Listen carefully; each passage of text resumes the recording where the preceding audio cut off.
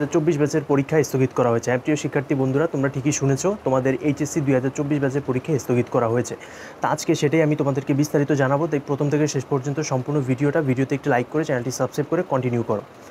তোমাদের একটি নিউজ ইতোমধ্যেই কিন্তু প্রকাশিত হয়েছে প্রথম আলো সহ। গতকালকে মিটিংটা হয়েছিল বৃহস্পতিবার। গতকালকে তোমাদের শিক্ষা মন্ত্রণালয়ের তরফ থেকে জানানো হয়েছে, শিক্ষামন্ত্রী নিজে জানিয়েছে যে তোমাদের এইচএসসি 2024-এর পরীক্ষা 8 জুলাই থেকে নেওয়া হবে।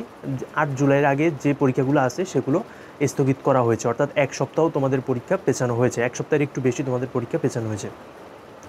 তো এখন বিষয়টা হচ্ছে যে তোমাদের যে পরীক্ষাগুলো পেছানো হয়েছে সেগুলো কখন অনুষ্ঠিত হবে। তো তোমাদের যে পরীক্ষাগুলো পেছানো হয়েছে সেগুলো পরবর্তীতে 8 জুনের পরবর্তীতে যেসব পরীক্ষাগুলো রয়েছে সেই পরীক্ষাগুলোর সাথে ধারাবাহিকভাবে প্রথম থেকে শেষ পর্যন্ত সম্পূর্ণ পরীক্ষাগুলো তোমাদের কিন্তু হতে থাকবে। শুধুমাত্র সিলেট বোর্ডের আওতাধীন যে সমস্ত শিক্ষা প্রতিষ্ঠান জেলা রয়েছে, সিলেট বোর্ডের মধ্যে অনেক জেলা রয়েছে, ওই সমস্ত জেলাতে কিন্তু পরীক্ষা স্থগিত করা হয়েছে। বাকি জেলাতে পরীক্ষা 30 জুন শুরু হওয়ার কথা ছিল, 30 জুনের থেকেই কিন্তু শুরু হবে।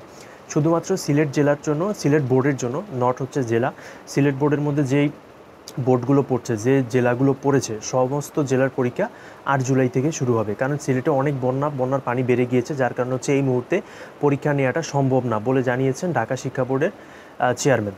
ঢাকা শিক্ষা বোর্ডের চেয়ারম্যান গতকালকের বৈঠকে এমনটাই জানিয়েছে যে পরীক্ষা সম্ভব না, পানি উঠে ভরে গেছে। এর জন্য হচ্ছে 8 জুলাই থেকে পরীক্ষা অনুষ্ঠিত হবে।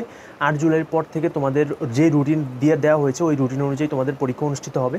যার শুধু 8 তারিখের আগে যে পরীক্ষাগুলো হবে ওগুলো হচ্ছে স্থগিত।